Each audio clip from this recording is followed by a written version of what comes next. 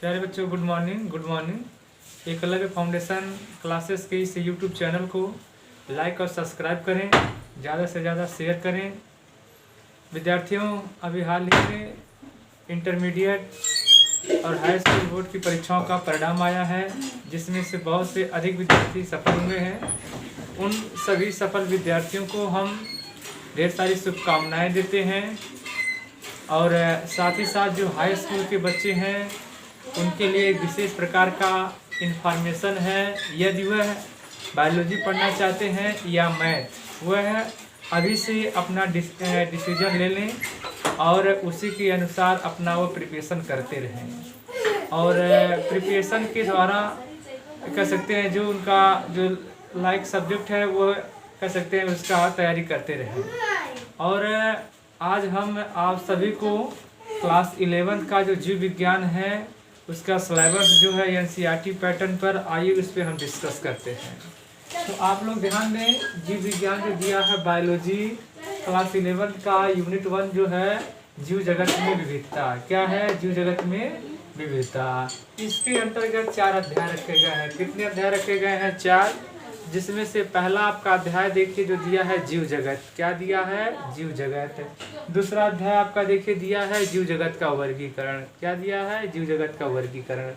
तीसरा अध्याय आप ध्यान दें, तीसरा अध्याय आपका जो दिया हुआ है इसमें से प्राणी जगत, और चौथा अध्याय आपका देखिए पादप जगत रखा गया है। तो कुल इस तरह से मिलाकर देखिए आपका 4 चैप्टर हुआ एक यूनिट के अंतर्गत है। तो आप लोग ध्यान दें, क्लास 11th में जो जीव विज्ञान है कुल इसमें 22 अध्याय है। कितने अध्याय हैं? 22। आप ध्यान दें, कुल टोटल इसमें 22 अध्याय है और इस 22 अध्याय को आपको पढ़ना रहता है। ठीक है। अब इसमें 22 अध्याय रखा गया और इसमें कुल 5 यूनिट हैं। कितने यूनिट हैं? 5, यानी कुल 5 यूनिट हैं। आप देखिए यूनिट अगर आप देखेंगे तो इसमें कुल 5 हैं और सब यूनिट के अंतर्गत अलग अलग चैप्टर रखे गए हैं। तो आज हम आप लोगों को, ठीक है, आज हम आप लोगों को पहला अध्याय जो दिया है इसमें इस यूनिट के अंतर्गत उसके बारे में हम लोग पढ़ते हैं। तो सबसे पहले आइए हम देखते हैं यूनिट जो दिया है जीव जगत में विविधता। ठीक है, इस यूनिट के बारे में सबसे पहले हम चर्चा करते हैं जीव जगत में विविधता के बारे में, है ना। जीव जगत में विविधता, सबसे पहले देखिए जीव जगत में विविधता दिया है, कहते किसको है? यूनिट जो है इसका बेसिक क्या है इसको आप लोग जानते हैं। जैसे मैंने आपको इससे पहले की प्रीवियस वीडियो में आपको हमने बेसिक ऑफ बायोलॉजी के बारे में बताया था ना, उसी तरह से जीव जगत में विविधता क्या है, इसका बेसिक क्या है। तो जीव जगत में विविधता, विविधता किसे कहते हैं? जिसको कहा जाता है डिवर्सिटी। तो हमने आपको बताया कि संसार में कह सकते हैं बहुत से बड़े जंतु पाए जाते हैं, बहुत से छोटे जंतु पाए जाते हैं। ठीक है। और कह लीजिए कि आपको हम बताएं उसमें से जो जंतु जो होते हैं कह लीजिए कुछ बड़े आकार के भी होते हैं और छोटे आकार के भी होते हैं। तो आपको हमने बताया उसी में ही सूक्ष्म जीव भी रखे गए हैं। सूक्ष्म जीव आप जैसे ले लीजिए माइक्रोप्लाज्मा, और कह लीजिए कि विशालकाय जीव में लिख लीजिए आप नीलव्हेल। तो इन सब में क्या है देखिए अंतर पाया जाता है, कुछ छोटे हैं तो कुछ बड़े हैं।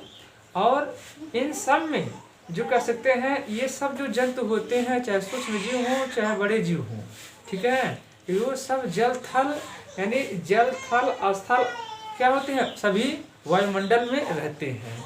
और उनमें क्या होता है, जैसे आपको हमने बताया कि मछलियाँ पानी में तैरती हैं, मेढक क्या होता है रेंगता है, और फिर हमने आपको बताया मनुष्य कह सकते हैं दौड़ता है, चलता है। तो इन सब में क्या होती है विविधता पाया जाता है, उसी को विविधता कहते हैं।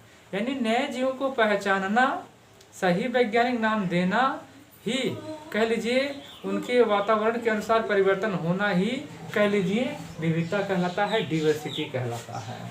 तो देखिए जीव जगत में विविधता दिया है, तो जीव जगत, तो सबसे पहले आप ध्यान दीजिए जीव किसे कहते हैं। आपका अध्याय देखिए जो दिया है, हम सीधे चैप्टर पे आ जाते हैं। जीव जगत क्या है? तो जीव क्या है? तो आपके सामने सबसे पहला प्रश्न देखिए आता है जीव क्या है। ठीक है, ये प्रश्न आपके सामने आता है, जीव क्या है, या इसी को हम एक और नाम से जानते हैं, इसी को हम सजीव भी कहते हैं। क्या कहते हैं? सजीव कहते हैं। आपने पिछले क्लासों में पढ़ा होगा कि सजीव किसे कहते हैं या जीव किसे कहते हैं। जाहिर सी सिंपल सी बात है, आप ये जानिए कि जीव उसे कहा जाता है जिसमें प्राण हो, जिसमें जान हो, उसी को क्या कहते हैं? जीव कहते हैं। परंतु ये सटीक परिभाषा नहीं मानी जाती है। आपको हम बताएं, सजीव उसे कहा जाता है या जीव उसे कहा जाता है जो वृद्धि करता है, गति करता है, श्वसन करता है, प्रजनन करता है, उपापचय की क्रिया करता है। ये सब सारी क्रियाएं जिसमें होती हैं उसे हम क्या कहते हैं? जीव कहते हैं या सजीव कहते हैं।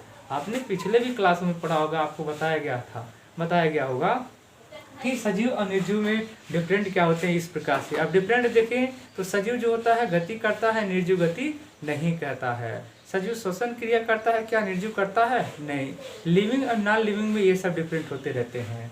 ठीक है, तो आइए हम जीव क्या है, इसकी परिभाषा क्या होती है, इसके बारे में आप लोग को हम बताते हैं। देखिए, प्रकृति में पाए जाने वाले वे पदार्थ जो जीवित अवस्था में पाए जाते हैं, या आप इसको ऐसे कहिए कि प्रकृति में पाए जाने वाले वे सभी पदार्थ जिनमें श्वसन, वृद्धि, पाचन, उपापचय, संवेदनशीलता एवं अनुकूलता आदि की क्रियाएं होती हैं, उसे हम वृद्धि कहते हैं। देखिए, उसे हम सजीव कहते हैं। तो देखिए, इसमें सजीव क्या है, तो आपको हमने बताया कि यह जो दिया है प्रकृति में पाए जाने वाले, ठीक है, यानी प्रकृति में पाए जाने वाले, आप परिभाषा देखिए तो होगा प्रकृति में पाए जाने वाले, प्रकृति में पाए जाने वाले, प्रकृति में पाए जाने वाले वे पदार्थ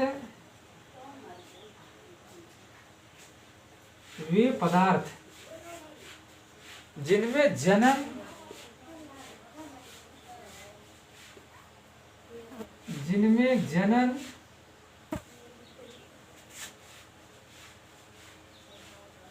अनुकूलन,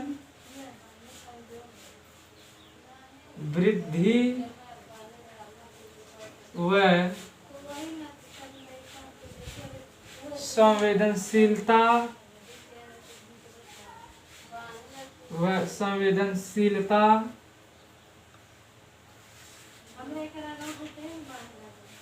एवं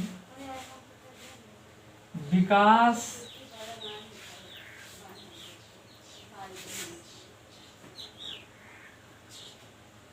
आदि के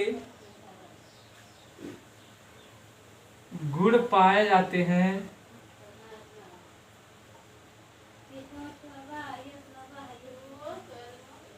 हैं, उसे जीव कहते हैं, या कह लीजिए कि उसे सजीव कहते हैं। ठीक है, आपको हमने बताया ये इस प्रकार से ऐसे होता है। अगर हम इसके एग्जाम्पल की बात करें तो जैसे में आप देखिए एग्जाम्पल इसका क्या है। जैसे आप देखिए मनुष्य क्या है, मनुष्य क्या है, यह भी जीव है। मनुष्य भी क्या है, जीव है। ठीक है, यहीं पे देखिए आपका अगला आ जाता है बंदर क्या है, ये भी जीव है। और इसी पे देखिए मेढक क्या है, ये भी जीव है। और इसी तरह से आप देखिए काऊ यानी गाय, ये भी क्या है, ये भी जीव है। तो आप ये ध्यान दें, हमने आपको बताया कि जीव क्या है या सजीव क्या है, जिसको लिविंग कहा जाता है। तो प्रकृति में पाए जाने वाले वे सभी पदार्थ जिनमें जनन, अनुकूलन, वृद्धि, संवेदनशीलता एवं विकास आदि के गुण पाए जाते हैं, ठीक है, उसे हम क्या कहते हैं, उसे ही कह सकते हैं जीव कहते हैं, उसी को सजीव कहा जाता है। परिभाषाएं देखिए बहुत हैं, अलग अलग हैं। आपको जो मैंने बताया ये इस प्रकार से ऐसे होता है। ठीक है, आइए हम अगला चर्चा करते हैं नॉन लिविंग, यानी ये जो आपको था लिविंग के बारे में, अब हम बताते हैं नॉन लिविंग के बारे में, यानी निर्जीव किसे कहते हैं। चलिए देखते हैं निर्जीव किसे कहते हैं।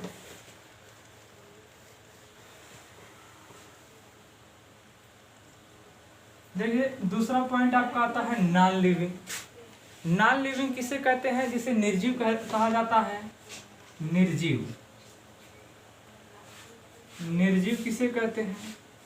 तो आपको हमने बताया सजीव गति करता है, तो निर्जीव क्या है? गति नहीं करता है।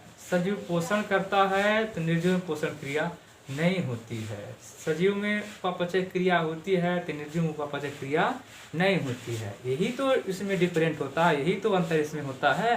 परंतु इस निर्जीव की परिभाषा क्या होती है, नॉन लिविंग की डिफिनीशन क्या होता है, तो आइए देखते हैं।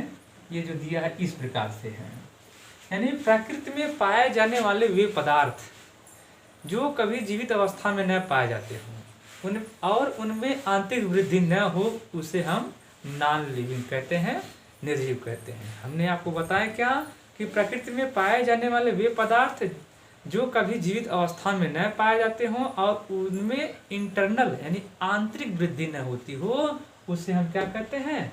उसे ही नॉन लिविंग कहा जाता है। तो किस प्रकार की परिभाषा है देखिए। निर्जीव किसे कहते हैं?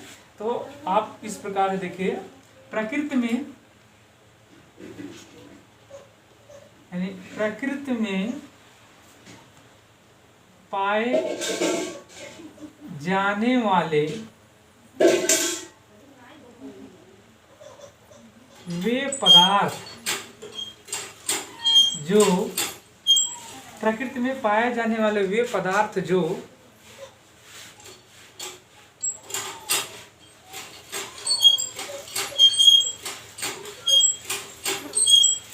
प्रकृति पाए जाने वाले पदार्थ जो कभी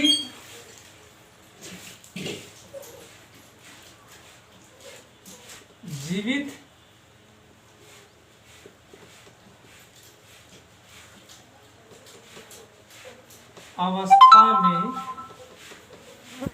अवस्था में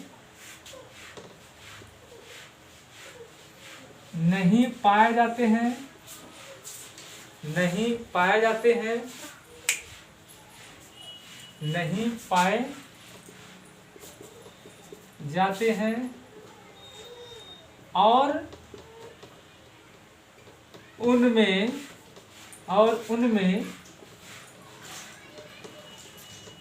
आंतरिक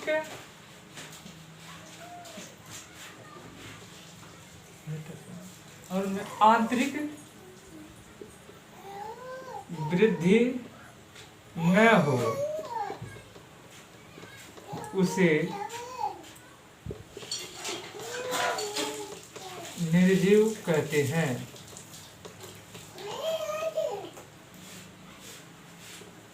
अब इसका एग्जाम्पल देखिए। हमने आपको बताया कि प्रकृति में पाए जाने वाले वे पदार्थ जो कभी जीवित अवस्था में न हो या नहीं पाए जाते हैं और उनमें आंतरिक वृद्धि न हो, उसे हम क्या कहते हैं? नॉन लिविंग कहते हैं, यानी उसी को हम निर्जीव कहते हैं। अब इसका एग्जाम्पल आप देखिए, जैसे लकड़ी ये जो दिया है,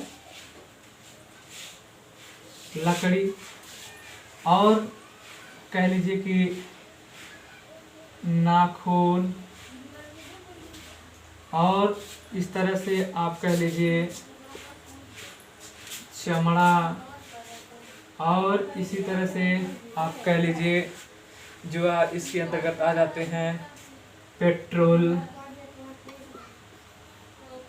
और इसी तरह से कह लीजिए कि आपके डीजल, और इस प्रकार से जो होते हैं कोयला, ये सब नॉन लिविंग है, जीवित अवस्था के अंतर्गत नहीं पाए जाते हैं। ठीक है, ये ईंधन होते हैं भले ही, परंतु जीवित अवस्था में नहीं पाए जाते हैं। इसको हम नॉन लिविंग के अंतर्गत रखे जाते हैं, यानी निर्जीव में नहीं रखते हैं, यानी ये सब सजीव में नहीं रखे जाते, निर्जीव के अंतर्गत आ जाते हैं। ठीक, ये इस प्रकार से होते हैं। तो आपने समझा कि प्रकृति में पाए जाने वाले वे पदार्थ जो कभी जीवित अवस्था में नहीं पाए जाते हैं और उनमें आंतरिक इंटरनल वृद्धि न हो, उसे निर्जीव कहते हैं। इसका एग्जाम्पल देखिए, लकड़ी, नाखून, चमड़ा, पेट्रोल, डीजल, कोयला आदि, ये सब इसके अंतर्गत आ जाते हैं। आइए हम अब अगले पॉइंट पे डिस्कस करते हैं, जो आपका दिया हुआ है सजीव के लक्षण के बारे में।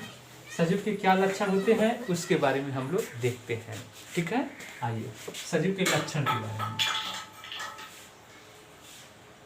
सजीव के लक्षण। आप लोग ध्यान दें, सजीव के बहुत से लक्षण हैं। सजीव के लक्षण क्या है, तो हमने आपको बताया कि सजीव के बहुत से लक्षण होते हैं, ठीक है। तो जिसमें से हमने आपको बताया, सबसे पहले इसमें सजीव के लक्षण में देखिए, सबसे पहले आपका आता है पोषण। पोषण भी सजीव का लक्षण होता है। वृद्धि, ग्रोथ जिसको कहा जाता है, और कह लीजिए कि उत्सर्जन, ये भी सजीव का लक्षण होता है। और इसके बाद से देखिए पोषण, वृद्धि, उत्सर्जन, और कह लीजिए जनन, और ये जो आपका है उपापचय, और फिर आपका इस तरह से आ जाता है संवेदनशीलता,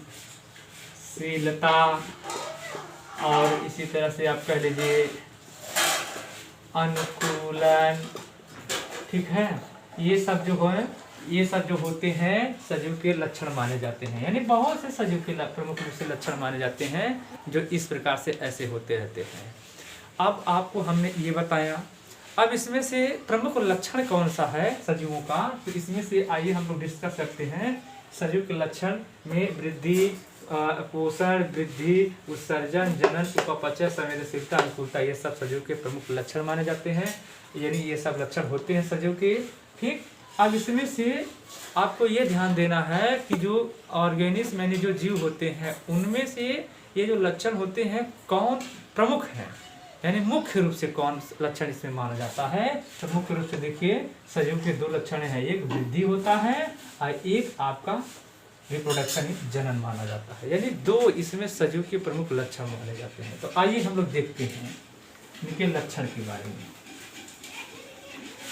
एक चीज और आप ध्यान दें, इसमें आपका ये जो दिया हुआ था लक्षण, ये जो है हम आप लोग को जो बता रहे थे, इसमें से पहला प्रमुख रूप से देखिए लक्षण जो आपका है, इसमें ये जो रखा गया है नंबर 1 पे आपका वृद्धि है, और वृद्धि के बाद से नंबर 2 पर देखिए जनन रखा गया है, जनन, ठीक है। ये इसमें से ऐसे है। अब हम पहले बात करते हैं लक्षण की। तो लक्षण किसे कहते हैं, तो आप ये ध्यान दें, लक्षण कहा किसको जाता है, तो इसका मतलब जो सजीव निर्जीव दोनों में पाया जाए उसे हम लक्षण कहते हैं। यानी जो ध्यान दें, जो सजीव व निर्जीव, जो सजीव निर्जीव दोनों में पाया जाए उसे क्या कहते हैं, लक्षण कहते हैं। क्या कहते हैं, लक्षण कहते हैं, ठीक, लक्षण कहते हैं। यह इस प्रकार से ऐसे होता है। यानी सजीव निर्जीव दोनों में जो पाया जाता है उसे हम क्या कहते हैं, लक्षण कहते हैं, ठीक।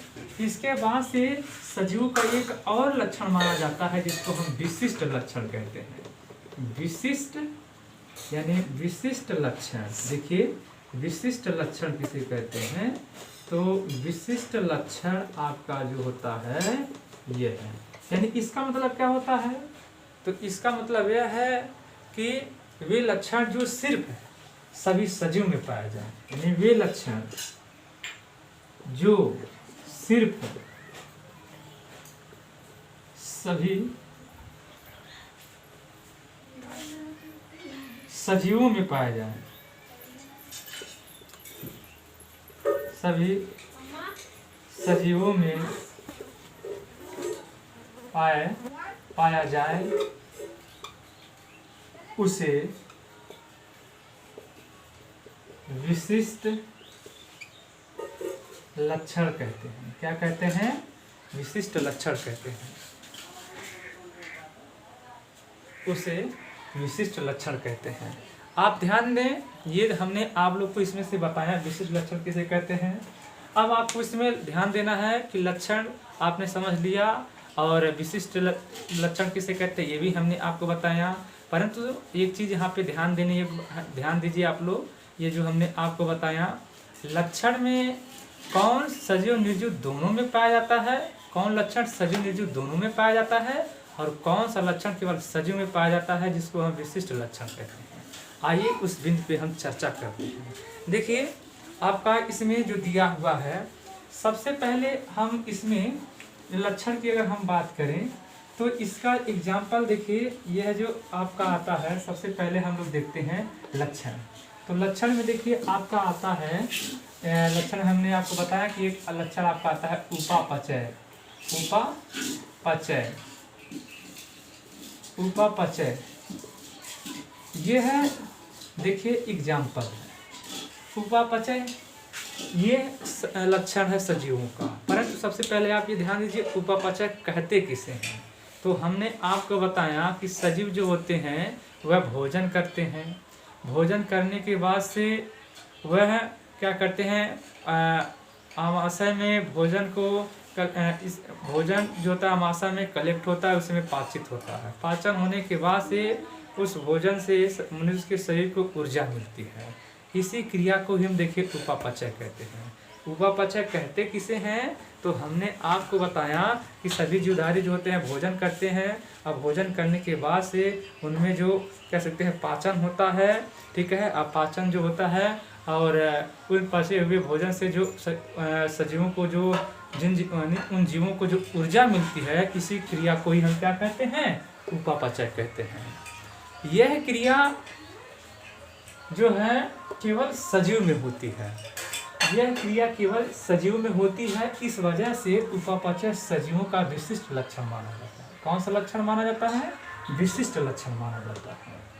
और इससे पहले हमने बताया, देखिए इससे पहले हमने बताया कि वे जो सिर्फ सभी जीवों में पाए जाएं उसे हम विशिष्ट लक्षण कहते हैं। यानी कहने का मतलब लक्षण कहते किसे हैं, तो हमने बताया जो सजीव जो दोनों में पाए जाए, ठीक है, तो उसे हम लक्षण कहते हैं।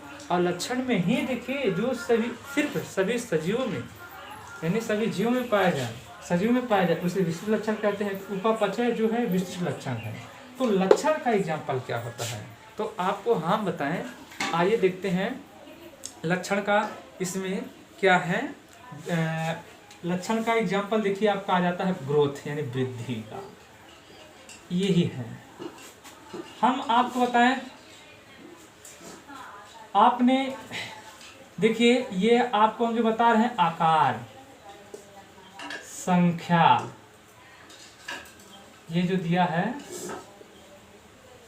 आकार, संख्या और भार, ये तीन जो दिया है, यदि किसी भी नॉन लिविंग में कह लीजिए ये पाया जाता है। एग्जाम्पल के लिए मान लीजिए ये मार्कर है, इसको हमने क्या किया, दो कर दिया, और फिर इसको हम क्या करते हैं, काट कर और कई टुकड़े कर देते हैं, तो संख्या में इसकी वृद्धि हो रही नहीं हो रही है।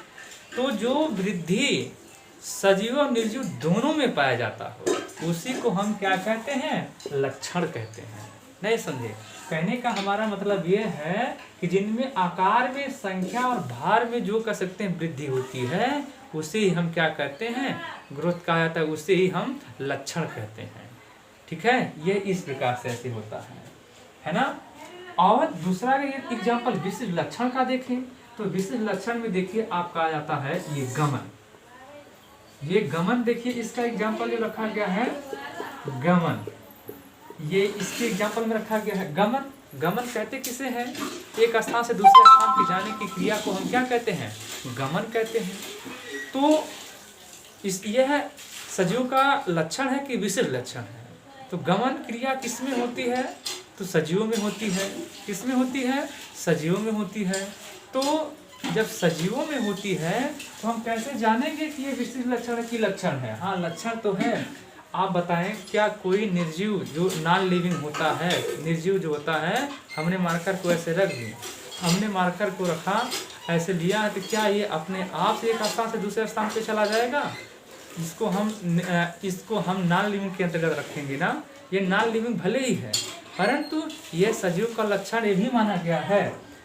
गमन भी सजीव का लक्षण माना गया है, परंतु यह क्रिया प्रमुख रूप से होती किसमें है, सजीव में होती है। तो इस वजह से गमन क्या है, सजीवों का विशिष्ट लक्षण माना जाता है।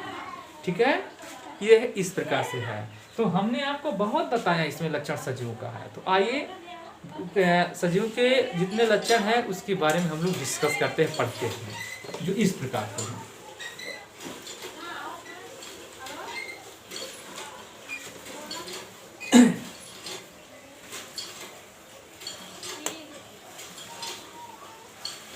चलिए देखते हैं हम लोग। आपका अगला इसमें जो दिया हुआ है, सबसे पहले इसमें आ जाता है सजीव के लक्षण में पोषण। क्या है? पोषण। सजीव का देखिए लक्षण ये भी माना गया है, एग्जाम्पल में हमने आपको बताया पोषण। इसमें पोषण कहते किसे हैं? जिसको न्यूट्रिशन कहा जाता है। क्या कहा जाता है? न्यूट्रिशन। पोषण कहते किसे हैं? तो आप ये जानिए कि सभी जीवों द्वारा भोजन करने की प्रक्रिया को ही हम क्या कहते हैं? पोषण कहते हैं। क्या कहते हैं? पोषण कहते हैं। सभी जीवों द्वारा भोजन करने की प्रक्रिया को क्या कहा जाता है? पोषण कहा जाता है। आप इसका डेफिनेशन देखिए तो हम आपको बताएं, यानी सभी जीवों द्वारा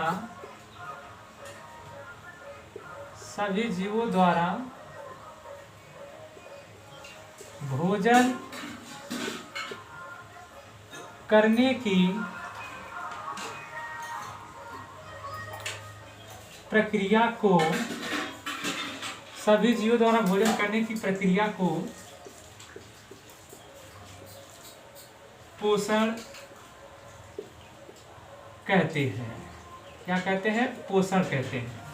अब आपको इसमें यही ध्यान देना है कि पोषण सजीव का लक्षण है, परंतु क्या विशिष्ट लक्षण है?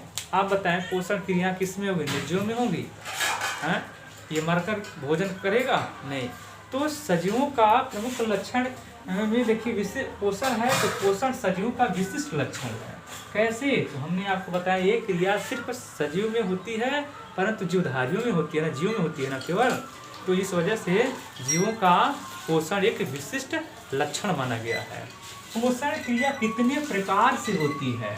तो पोषण की क्रिया देखिए, अगर हम प्रकार की बात करें तो प्रकार में आपको हम बताएं ये पोषण क्रिया कितने प्रकार से होती है। तो 2 प्रकार से।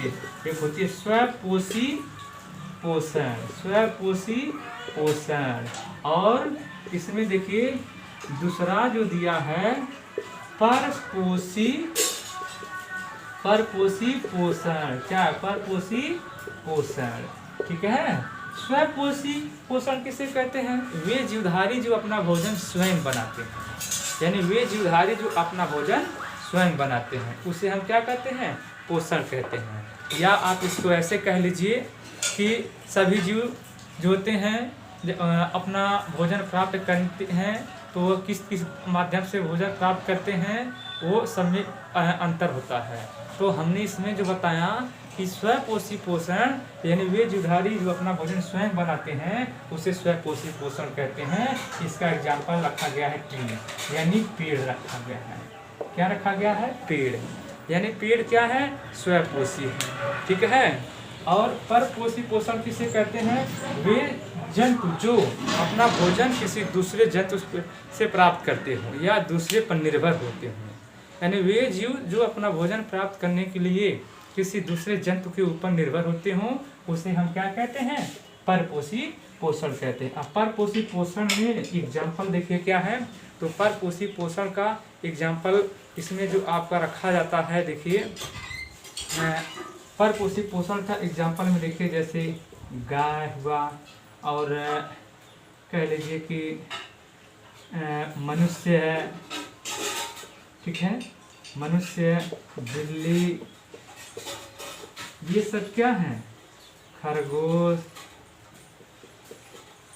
ये सब जो होते हैं परपोषी के अंतर्गत रखे जाते हैं। किसके अंतर्गत? परपोषी के अंतर्गत आ जाते हैं। ठीक है। इसे हम क्या कहते हैं?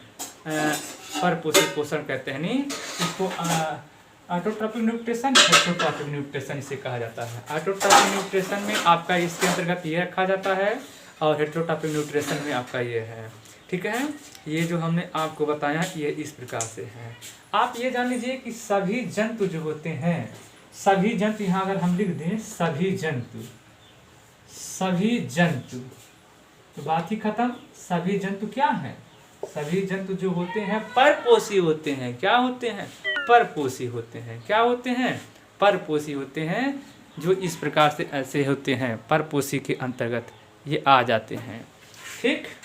आइए नेक्स्ट हम लोग अगला देखते हैं लक्षण में आपका जो इसमें देता है। ये तो हमने आपको बताया सजीव का ये विशिष्ट लक्षण माना जाता है। अगला लक्षण हम देखते हैं सजीव का क्या है। अगला लक्षण देखिए जो प्रमुख रूप से माना जाता है जनन की चर्चा, किसे कहते हैं, जनन के बारे में। सजीव के लक्षण में देखिए जनन। जनन क्या है? जनन कहते किसे हैं? तो हमने आपको बताया कि सभी जीवों द्वारा अपने जैसी संतान को उत्पन्न करने की प्रक्रिया को हम क्या कहते हैं, जनन कहते हैं। यानी सभी जीवों द्वारा अपने जैसी संतान को उत्पन्न करने की प्रक्रिया को जनन कहते हैं। ठीक है, यानी इस प्रकार से इसका डेफिनेशन देखिए, यानी सभी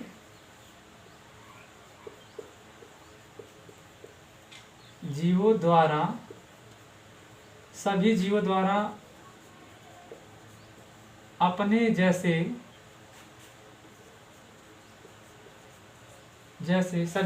अपने जैसे संतान को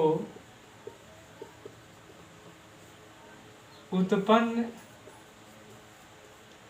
करने की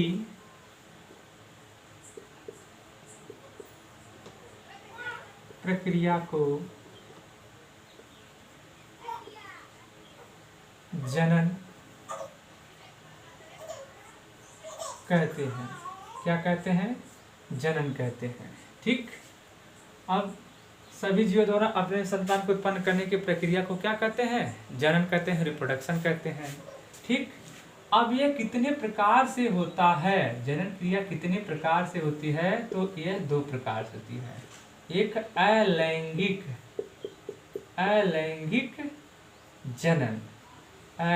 जनन और दूसरा लैंगिक जनन।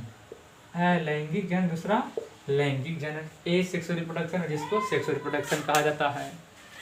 अलैंगिक जनन अभी देखिए अलैंगिक जनन किसे कहते हैं, तो अलैंगिक जनन का मतलब क्या हुआ, ऐसे जीव, या आप इसको ऐसे कहिए कि इस विधि में, ठीक है, इस विधि में सिर्फ एक ही जनक की आवश्यकता होती है। इस विधि को हम क्या कहते हैं, अलैंगिक जनन कहते हैं। अलैंगिक जनन किसे कहते हैं, तो इस प्रकार की विधि में जनक केवल एक ही जनक की आवश्यकता होती है, उसे हम क्या कहते हैं, अलैंगिक जनन कहते हैं।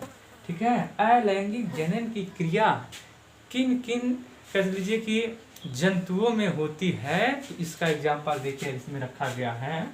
ठीक है, इसका एग्जाम्पल इसमें जो रखा गया है ये आपका आ जाता है अलैंगिक जनन क्रिया जिसमें होती है। इसका एग्जाम्पल जो है इस प्रकार से है, क्लोम, जो संतान उत्पन्न होती है उसे क्लोम कहा जाता है। क्या कहा जाता है, क्लोम कहा जाता है। ये सब आप लोग को अगली क्लासों में सेकेंड ईयर में ये सब विस्तार से आप लोग को बताया जाएगा। ठीक है, यह इस प्रकार से है। अलैंगिक जनन किसे कहते हैं, तो पुनः आप जानिए, इस प्रकार की विधि में सिर्फ एक ही जनक की आवश्यकता होती है। जो संतान पैदा होती है, ठीक है, वह हुबहू अपने जनक के समान होती है, और उस जनक के समान जो होती है उस संतान को कहा क्या जाता है, उसे क्लोन कहा जाता है। क्या कहा जाता है, क्लोन कहा जाता है। ठीक, आइए हम अगले बिंदु पे आते हैं, नंबर 2 पर। ये जो दिया हुआ है, ठीक है, लैंगिक जनन किसे कहते हैं। तो लैंगिक जनन क्या है, तो आप ध्यान दें, लैंगिक जनन की जो परिभाषा हमने आपको बताया, इस प्रकार की विधि में 2 विपरीत जनक की आवश्यकता होती है। अभी हमने आपको बताया इसमें केवल एक जनक की आवश्यकता थी। ठीक, चाहे नर हो चाहे मादा हो। ठीक, अब इनमें लैंगिक जनन में क्या होता है, लैंगिक जनन में तो लैंगिक जनन में नर और मादा, ये XX और XY 2 विपरीत जनक की आवश्यकता होती है, और जो संतान उत्पन्न होती है हुबहू अपने जनक के समान होती है। ठीक है, उसे हम क्या कहते हैं, लैंगिक जनन कहते हैं, सेक्सुअल रिप्रोडक्शन कहा जाता है। अब हम आते हैं, क्या जनन सजीवों का लक्षण है या विशिष्ट लक्षण है।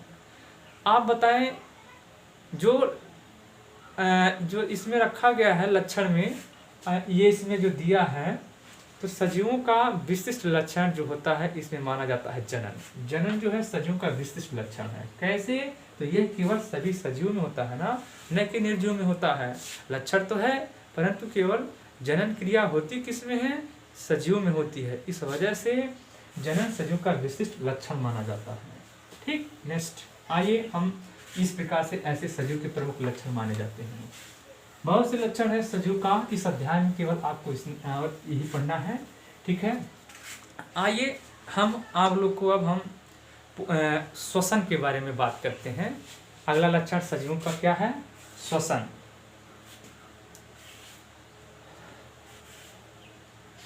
श्वसन के बारे में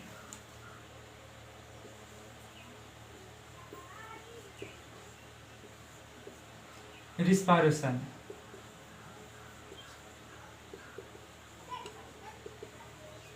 रिस्पायरेशन श्वसन।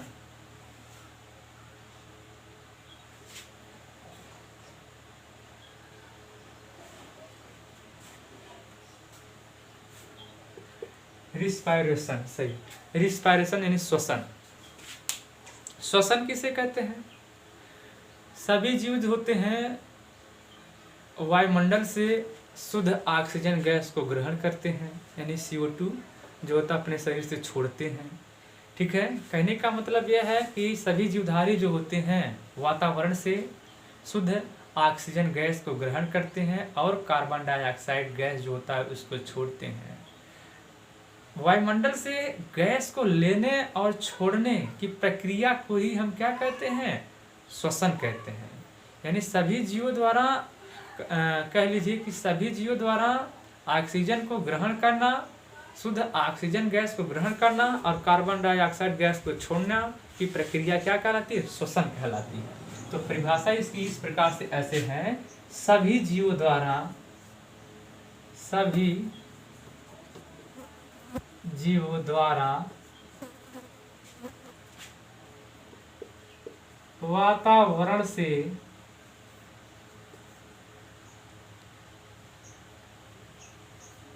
ऑक्सीजन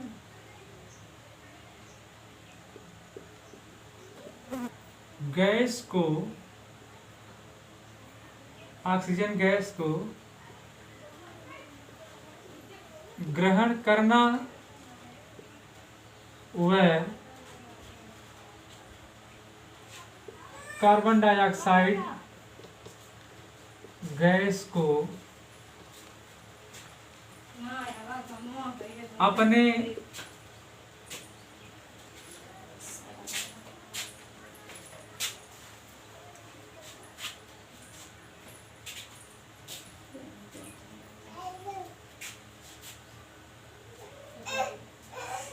सभी जीवों द्वारा वातावरण से ऑक्सीजन गैस को ग्रहण करना और कार्बन डाइऑक्साइड गैस को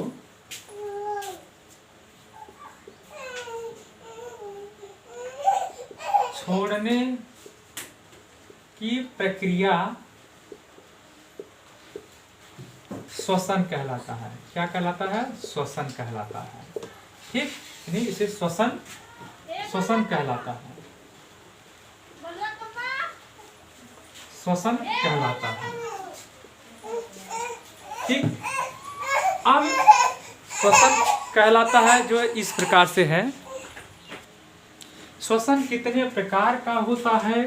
आइए देखते हैं। श्वसन के प्रकार की हम बात करें, श्वसन कितने प्रकार से होता है? तो श्वसन 2 प्रकार का होता है। एक आपका होता है ऑक्सी श्वसन। क्या है? ऑक्सी श्वसन। दूसरा आपका देखिए इसमें आता है अनाक्सी, अनाक्सी श्वसन। क्या रखा गया? अनाक्सी श्वसन। ठीक, ऑक्सी श्वसन और अनाक्सी श्वसन, श्वसन ये प्रक्रिया होती है। ठीक है, 1 मिनट में मनुष्य श्वसन की क्रिया 12 से 15 बार करता है। कितनी बार करता है? 12 से 15 बार। ठीक है, तो यह इस प्रकार से ऐसे है। अब हमको ये ध्यान देना है कि श्वसन सजीव का लक्षण तो है, परंतु आप को ये ध्यान देना है कि इसमें से यह जो है विशिष्ट लक्षण है कि कह लीजिए कि लक्षण है। तो श्वसन जो है ये सजीव का विशिष्ट लक्षण माना जाता है। ये क्रिया केवल सजीव में होती है। ठीक है, और निर्जीव में होती नहीं है। इस वजह से श्वसन की क्रिया क्या है? सजीव का विशिष्ट लक्षण माना गया है। यानी यह विशिष्ट लक्षण कहते हैं इसको, क्या कहते हैं? विशिष्ट लक्षण कहते हैं। ठीक है, आज का यह वीडियो आज यहीं पे इसका समाप्त होता है। पार्ट 1 ये जो आपको हमने बताया था, इसके बाद से हम पार्ट 2 में अगला जो है उसके बारे में डिस्कस करेंगे, आप लोग को हम बताएंगे। और लास्ट में आप लोगों से मेरा कुछ क्वेश्चन है जो आप लोग कमेंट बॉक्स में दीजिएगा। सबसे पहले आप बताइए, जनन और उपापचय वृद्धि, इनमें से सजीवों की कौन सी क्रियाएं विशिष्ट लक्षण हैं और कौन से प्रमुख लक्षण माने जाते हैं और कौन से लक्षण हैं? ठीक है। और मेरा दूसरा क्वेश्चन आपसे ये है कि सजीव निर्जीव में अंतर क्या है? सजीव निर्जीव में अंतर क्या है? तीसरा क्वेश्चन आपसे है ये है, जीव किसे कहते हैं? जीव किसे कहते हैं? ठीक, आप लोग इन क्वेश्चन का आंसर और जवाब दीजिएगा।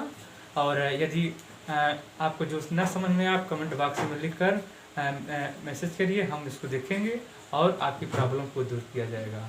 ठीक है, थैंक यू।